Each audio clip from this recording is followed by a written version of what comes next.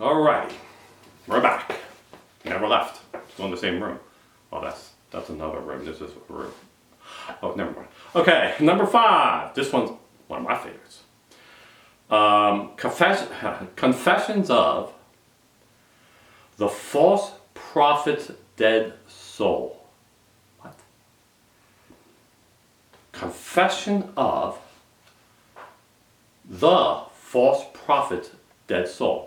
Well, the word "the" is a definitive article, right? It says there is one. The false prophet. So this assumes there's a false prophet. You know, biblical false prophets precedes the Antichrist, right? Deceives the world for the Antichrist then to come in and say, I'm saving the world, but he's not really. But anyway, that's biblical. But this is not so much biblical. This is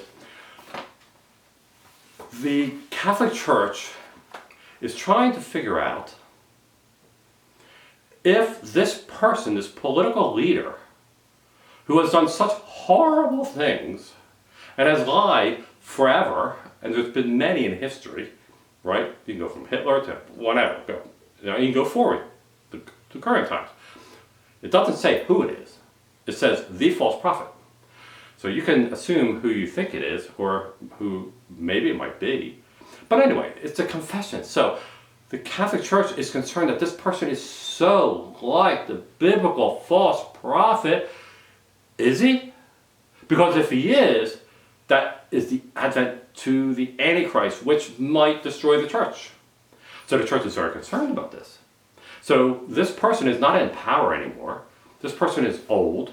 This person is, I would say, showing that they are penitent.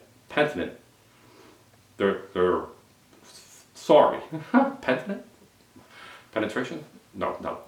Penitentiary is what I was going to say.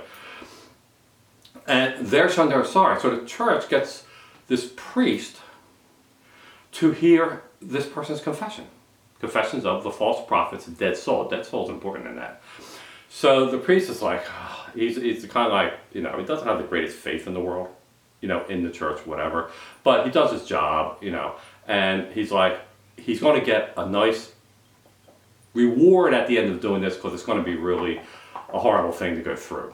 So he engages the person who wants to have the confession, because this person doesn't want to go to hell. They're getting scared because they're getting old. They're going to die. And I think the closer you get to death, the more you think about, I might go to hell, if you think that way. But anyway, that's the story.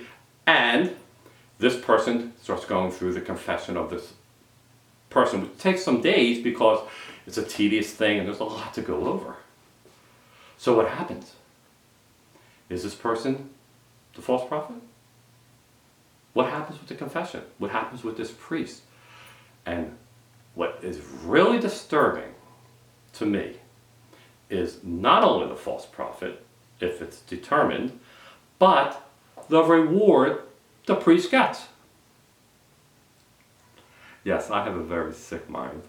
Check it out.